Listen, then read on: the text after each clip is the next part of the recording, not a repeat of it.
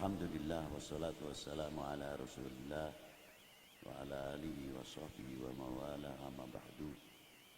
Hadaratul muhtaram sadatina al-'idham sulalah min ahli baiti Nabi al-Karim sayyidina wa maulana Muhammadin bil jadril 'adim wa ala alihi wa sahbihi wa sallim amma ba'du.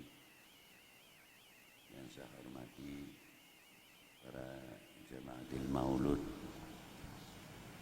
dan yang saya banggakan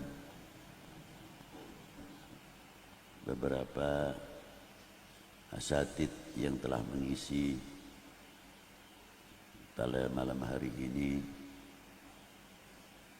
dari beberapa fatwa yang cukup harus kita pegang untuk pedoman hidup kita bersama. Lain dari itu perlu kita ketahui bahwa ratib ini sangat penting. Yang namanya ratib maknanya susunan. Rotabah.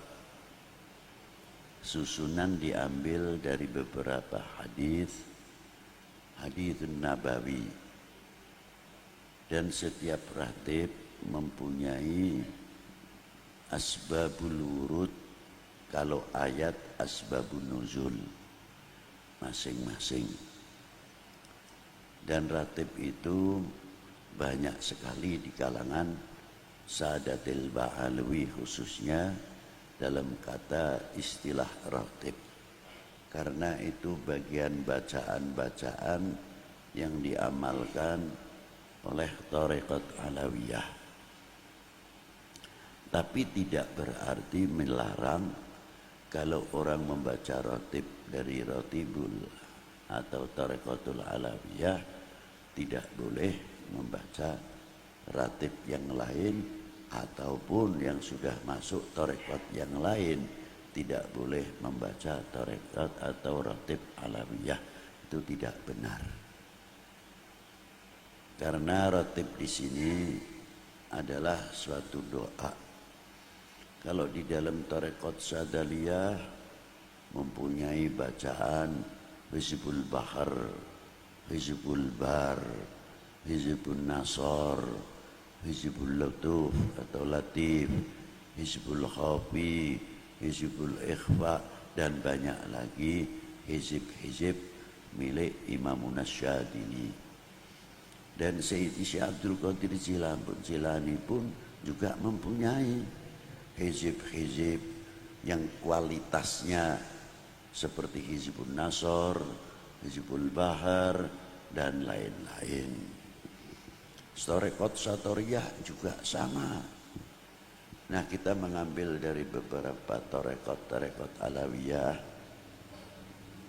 mengambil yang paling ringan untuk supaya umat itu bisa membaca. Sebab bacaan Asmaul Husna atau hizib atau asma itu mempunyai dosis. Ada dosisnya kalau vitamin itu atau antibiotik 1000 mili. Ada yang dosisnya 750, ada yang 500, ada yang 250, ada yang 100. Nah, hizib-hizib asma tersebut memerlukan guru yang tahu dosis. Kalau yang tidak tahu dosis biasanya mengambil asal maknanya baik, lalu maknanya hebat, ambil saja dibaca. Nah, inilah dampaknya overdosis yang sebetulnya cukup 100 mili atau 200 mili, makan yang 750 mili. Akhirnya ayang-ayangnya dijak guyon dewe. Nah, ini yang terjadi. Dan banyak lagi. Asmaul Husna pun sama. Ada Asmaul Husna yang dingin dibaca, ada Asmaul Husna yang keras. Kalau yang keras juga harus digandeng. Seperti ya Aliyu, ya Kabiru, ya Alimu, ya Qadiru, ya Samiu, ya Basiru, ya Latif. Ringan akhirnya, bab dicampur. Nih, oh ini jahe ini keras. Jamunya jamu pakai jahe, pakai merica. Wah ini bangsa pedes kabeh. Tukang jamunya pinter. Wah ini harus dikasih ini. Supaya dingin yang minum enak dan sebagainya. Itu yang ahli tentang ilmu asma. Yang tidak tahu pokoknya disikat saja. Itulah. Akhirnya apa? Enyeng. Kalau enyeng, kalau ayam kuter. Nah ini, maka bacaan-bacaan itu perlu ijazah. Tahu, ditanyakan kepada orang-orang yang ahli tentang masalah. Tapi kalau ratib tidak. Ratib itu dosisnya sudah direndahkan. Karena apa? Diambil langsung dari lisan baginda Nabi sallallahu alaihi wasallam. Supaya kita ini bisa membaca. Asal usulnya Ratibul Haddad. Al-Habib Abdullah bin Alwi Al-Haddad mengambil torekot dari beberapa guru besarnya, Al-Imam Ahmad bin Aqil, yang mana nasabnya masuk ke Imam Ahmad bin Abu Bakar Sakran. Lalu guru kedua Al-Imam Abdurrahman, yang makamnya tidak jauh dengan makam Siti Khadijah radhiyallahu taala anha wa alaiha salam, Al-Imam Abdurrahman. Terus gurunya beliau Al-Habib Umar bin Abdurrahman Al-Attas. Guru-guru beliau masih banyak lagi. Al-Habib Abdullah bin Al-Haddad ini mengambil dari Habib Umar bin Abdurrahman Al-Attas. Saya ambil dari situ saja silsilahnya. Dari Syekh Abu Bakar bin Salim. Atau dari Habib Husain bin Syekh Abu Bakar bin Salim. Murid-murid dari Syekh Abu Bakar bin Salim ini banyak sekali. Termasuk Al-Habib Abdurrahman Maula Al-Arsyah dari Al-Jufri, Sayyid Muhammad Zainal Abidin As-Saqaf, dan Syekh Yusuf bin Abid Al-Hasani, wa Sayyidi Abdullah bin Salim Al-Maula Khilah, dan banyak lagi kalau saya terangkan. Seperti Syed Ahmad Syarif, Al-Habib Yasin, pejuang Islam Yasin bin Ahmad bin Aqil bin Ahmad bin Aqil bin Ahmad bin Yahya, yang mendapat ijazah langsung dari Habib Abdullah bin Al-Haddad, di mana beliau mensyiar Ihya Ulumuddin dan lainnya, diberi mandat untuk Nasrul Islam di Terengganu atau di Malaysia. Kakek Habib Utsman bin Abdullah bin Aqil bin Yahya Mufti Mekah. Dan murid beliau ada yang dimakamkan di Wirideso, Habib Muhsin bin Alwi bin Umar Ba'bud. Itu seorang ulama besar, dimakamkan di belakang masjid Wirideso, yang mana beliau meninggal pada tahun 1131 Hijriah, bertepatan juga tahun itu wafatnya gurunya, ialah Al-Habib Abdullah bin Alwi Al-Haddad. Murid-muridnya Al-Habib Abdullah bin Alwi Al-Haddad, di antaranya Al-Habib Muhammadil Ghadi bin Toha bin Yahya yang dimakamkan di Semarang. Itu murid langsung Al-Habib Abdullah bin Alwi Al-Haddad. Banyak lagi minal habaib yang di Indonesia ini khususnya. Kalau kita terangkan yang di Hadramaut, kita tidak heran. Ini yang ada mana tangan, kepanjangan tangan Al-Habib Abdullah bin Alwi Al-Haddad. Banyak sekali. Apalagi kalau kita melihat kitab Al-Muqattabah, bagaimana surat menyurat yang dikumpulkan oleh muallif, surat dari Habib Abdullah bin Alwi Al-Haddad menjawab pertanyaan dari beberapa tokoh habaib maupun selain habaib. Namanya kitab Al-Muqattabah, 2 jilid, sangat lengkap sekali. Lain daripada itu, tarekohnya Al-Habib Abdullah bin Al-Haddad ini, ketika beliau berdiri, muncullah satu fitnah yang merongrong, yang mengancam tentang akidah. Maka datanglah kepada beliau, Habib, saya kasih ulama-ulama Yaman datang kepada Al-Habib Abdullah bin Al-Haddad. Habib, di negara saya ini sudah mulai muncul Rafidah. Maka saya minta ijazah untuk bisa menangkal itu supaya tauhid kita ini kuat apa? Dari Wirdun Nabawi.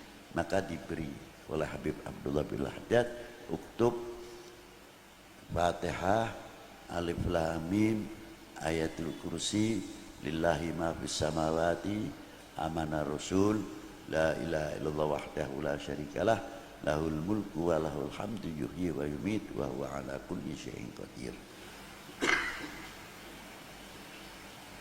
Al-Habib Abdullah bin Al-Haddad tidak menamakan ini Ratib Haddad ya, tidak. Yang menamakan ini Ratib Haddad siapa? Muridnya dan orang yang muhibbin, karena tahu bahwa ini yang menulis sebabnya, yang memberikan ijazah Al-Habib Abdullah bin Al-Haddad. Jadi wajar saja kalau disebut namanya Ratibul Haddad. Bukan Habib Abdullah mengatakan ini Ratib Haddad, tidak. Nah, setelah ini dibaca, alhamdulillah. Begitu juga munculnya Ratibul Atas, di mana peristiwa pada waktu itu di Khuraidah. Dulu namanya Khuraidah Guraidah. Yang mengganti Khuraidah adalah Habib Umar bin Abdurrahman Al-Atas. Bagaimana berhadapan pada waktu itu kekerasan yang dihadapi oleh Habib Umar bin Abdurrahman Al-Atas. Bagaimana merangkul satu sisi gobail yang lain.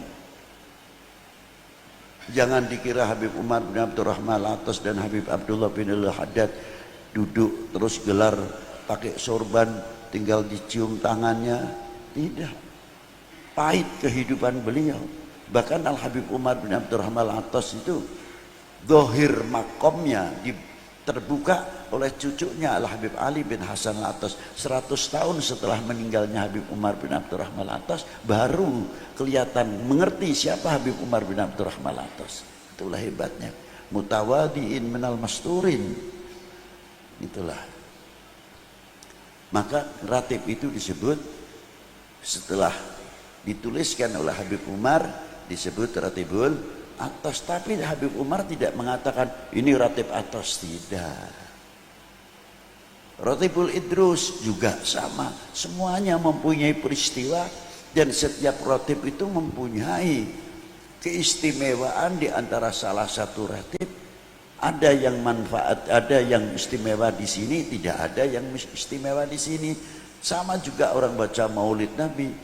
Apa yang ada di dalam Simtuduror belum tentu ada di dalam berjanji. Tapi apa yang ada di dalam berjanji belum tentu ada di dalam Simtuduror. Begitu pula apa yang ada di dalam Tiba belum tentu ada di dalam Simtuduror.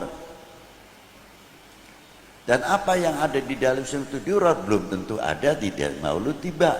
Sebaliknya dan sebaliknya, saling mengisi bukan saling berebut. Saling mengangkat di antara para ulama. Maulud itu, kitab maulud semuanya ada 300 maulud yang ada di Mesir. Yang di Indonesia paling 5. Syaruful Anam, Berjanji, Azab, Tiba, baru ini Simtuduror. Tapi kalau di Mesir aneh-aneh baca maulud luar biasa. Yang gosoidnya panjang-panjang. Ada yang maulud dibaca 2 jam baru selesai. Torekotnya juga sama, ada torekot kalau sudah musim pasaran torekot. Gedung ini punya Sadaliyah, gedung ini Naqsyabandiyah, gedung ini punya Qadiriyah, mempunyai tata cara dikir yang masing-masing. Dan ada lagi yang dikirnya pakai tiron, pakai terbang. Allah hak, Allah, Allah, Allah hak, diiringi oleh terbang. Ini orang sudah tidak tahu dunianya ada apa, itu tidak tahu. Ini sudah fana semua maqamatil fana ajnas. Nah ratib-ratib itu muncul di kalangan para a'immah ahlil bait supaya apa? Kita itu mendapat perlindungan dari Allah dengan tawasul ratibul haddad, ratibul atas, ratibul idrus, ratib yang lain atau wirid yang lain, banyak sekali. Apalagi diantaranya ratibul kubro. Ratibul kubro, mengapa disebut ratibul kubro? Karena fatihahnya di dalamnya ulama wali gutub-gutub semuanya, maka disebut ratibul kubro. Bukan ini ratib besar, tidak, jangan salah paham. Di dalamnya adalah hadiatul fatihahnya. Rata-rata yang ada di dalam ratibul kubro 85% aktob, wali aktob, maka disebut ratibul kubro. Di situ asal usulnya ratibul kubro, asal usulnya apa? Dohirul fatan, dohirul fitnah yang luar biasa pada waktu. Dan yang bisa menyelesaikan pada waktu itu Al-Habib Toha yang di Ciledug itu tadi. Maka dari itu silahkan mau baca ratibul haddad, silahkan mau baca ratibul atas, mau ratibul idrus, mau ratib, tapi jangan untuk ngilahi naker. Jangan, tidak boleh. Dikira kita mencela satu wali, lalu wali yang lain gembira, senang. Sama sekali. Itu orang tidak mahjub saja untung, tidak tertutup saja untung. Maaf. Baca aja ratibul atas. Ratibul haddad kan muridnya Al-Atas. Jadi seolah-olah menunjukkan nanti ini tidak terima lagi. Yang punya ratib ini ratibul idrus, oh ini kan lebih tinggi lagi. Terus habaib membuat ratib bukan untuk itu, tapi untuk meningkatkan setiap kita yang membaca ratib kedekatan kita kepada Allah SWT, bukan semakin tambah sombong. Ingat itu. Jadi kalau baca ratibul haddad, tolong jangan sampai mencela ratib yang lain. Yang baca ratibul kubro, ratibul atas, tidak perlu.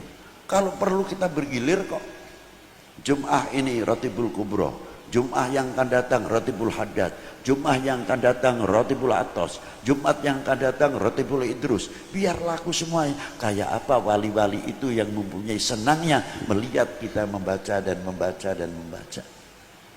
Itu pentingnya ratib kan di situ. Dan setiap kalimah per kalimah di dalam ratib mempunyai keistimewaan sendiri-sendiri. Itu diantaranya. Maka dari itu yang penting istiqomahnya. Maka saya mengatakan supaya bisa berjalan semuanya, cukup ratibul kubro dibaca ba'da subuh tiap Jum'ah sekali. Sudah. Atau ba'dal maghrib tiap Lailatul Jum'ah. Lainnya silahkan mau ratibul atas, mau ratibul idrus, mau ratibul haddad, supaya semuanya bisa seimbang, bisa dibaca semuanya. Nah, kalau ada orang yang bertanya masalah ratib ini dengan ratib ini tinggi mana? Loh, pendapat ente tinggi mana? Benar punya A apa punya B? Oh ya paling tinggi ya punya B. Salah. Yang paling tinggi ente. Sebab yang A dan B tidak merasa jadi wali, ente merasa lebih tinggi, bisa menunjukkan. Jadi yang paling tinggi ya ente, ya Zablut.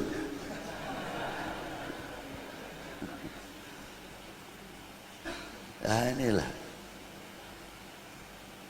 paham ya? Jadi justru ratib itu menguhuwahkan. Coba di dalam ratibul haddad atau ratibul atas, Assalamualaikum mural muslimin sarafallahu syarral mu'din. Apa muslimin yang baca ratibul haddad saja? Tidak. Hatta jin masuk dalam Assalamualaikum mural muslimin sarafallahu syarral mu'din. Coba. Yang baca ratibul kubra, Allahumma sholli imam wal ummah wal ra'i wal ra'iyah wa alif baina qulubihim wa twa syarra ba'dhum an ba'd. semuanya masuk. Coba. Jadi ratib itu saling sinambung, tidak saling terpecah, tidak. Maka jangan sekali-kali tolong merendahkan salah satu ratib, itu yang baik. Karena itu mencakup tentang akhlak wal adab. Jangan sampai kita su'ul adab kepada Habib Umar bin Abdurrahman Attas. Jangan sampai kita su'ul adab kepada Habib Abdullah bin Al Haddad. Jangan sampai kita su'ul adab sama Habib Abdullah bin Bu Bakar Idrus dan lain-lainnya yang mempunyai ratib-ratib. Itulah. Dan saya ijazahi Ratibul Kubra khususnya untuk kalian semua. Barakallahu fikum. Al-Fatihah.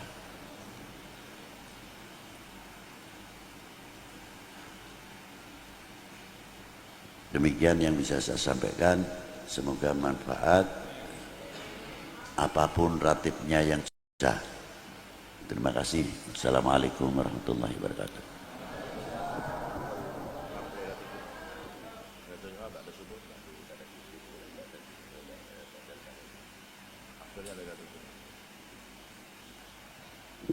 Alhamdulillah tadi kita semua yang hadir malam hari ini mendapatkan ijazah Ratibul Kubra.